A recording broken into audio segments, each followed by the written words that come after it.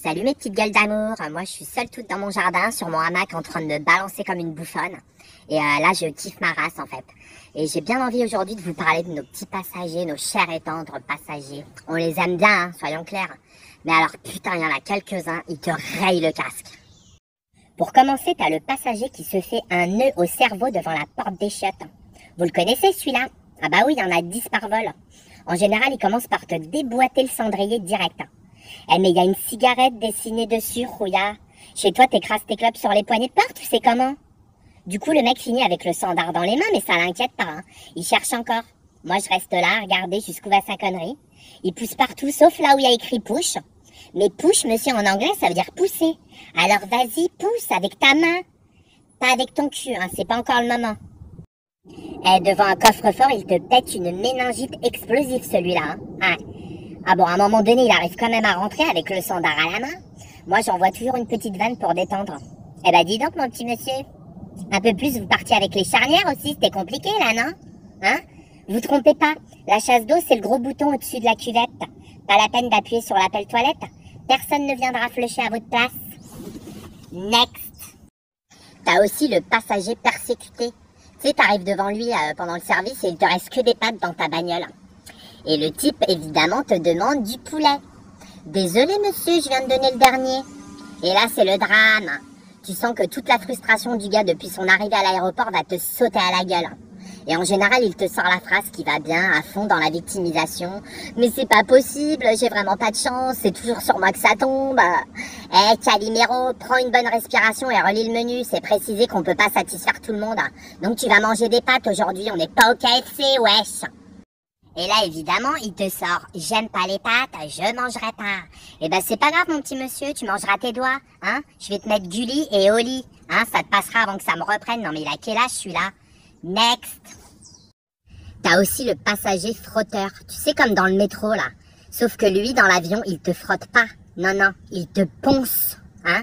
T'es dans l'allée pendant le service à te baisser pour attraper tes derniers plateaux dans ton trolley, et il est collé derrière toi à attendre d'aller aux toilettes.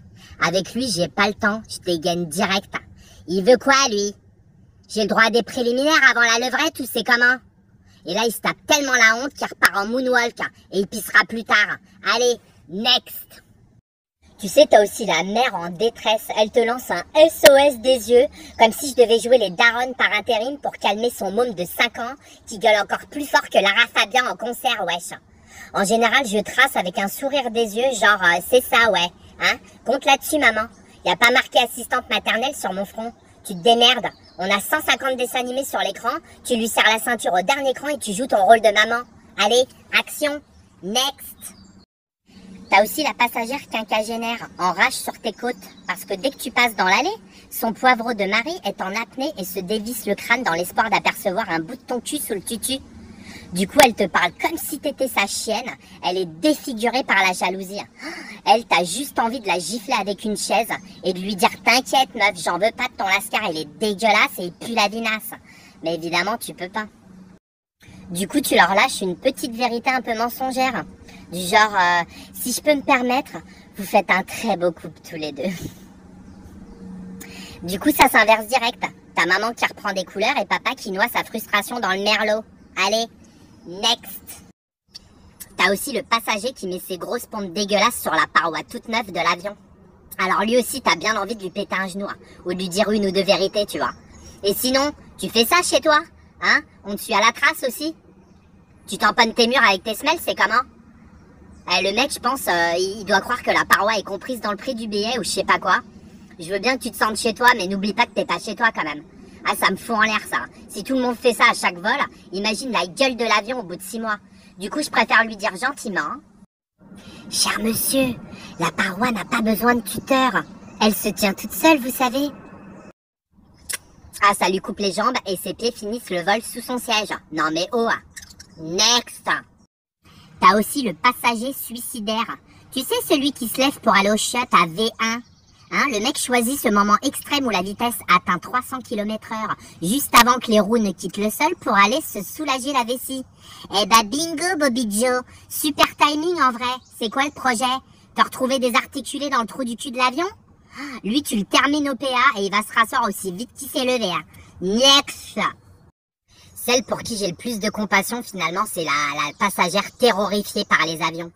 Tu sais, elle chiale depuis l'embarquement, la pauvre, elle a les yeux rouges fluo, gonflés au max. On dirait qu'elle s'est fait gazer, mesquina. Elle a fait 4 fois le stage anti-stress. Ça lui a coûté 2000 boules, mais elle croit toujours que c'est dans ton avion qu'elle va crever. En général, j'essaie de la détendre un peu, je la mets devant moi, aux issues, je lui apporte un verre d'eau, et je lui fais une petite confidence ou deux, genre... Moi aussi, je suis super flippée de l'avion, en vérité.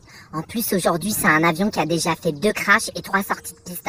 Donc, je suis vraiment pas tranquille, je vous comprends. Et là, tu sens l'adrénaline de la meuf monter tellement haut qu'elle a les yeux exorbités à 2 doigts de débarquer sans elle, wesh. Bon, je suis pas chienne, je vais la faire descendre direct, genre, mais non, je déconne, ça va super bien se passer, je vais vous bichonner, vous allez voir. La magie de l'adrénaline, c'est que ça te sèche pendant quelques minutes. Du coup, elle reste tranquille pendant l'embarquement. Et je lui remets juste une petite dose avant le décollage pour la court-circuiter. Avant de se lancer sur la piste, elle me fixe du regard sur mon siège de structure. Elle attend une réaction rassurante de ma part. Et c'est là que je lui sors le regard paniqué façon qu'est-ce qui se passe, on va tous mourir. Et là, tu vois ses ongles rentrer dans les accoudoirs, ses pieds se lever à la verticale, sa tête s'enfoncer dans la tête et elle se met à claquer des dents. C'est impressionnant à voir. On dirait qu'elle va se transformer en tondeuse à gazon, le bordel.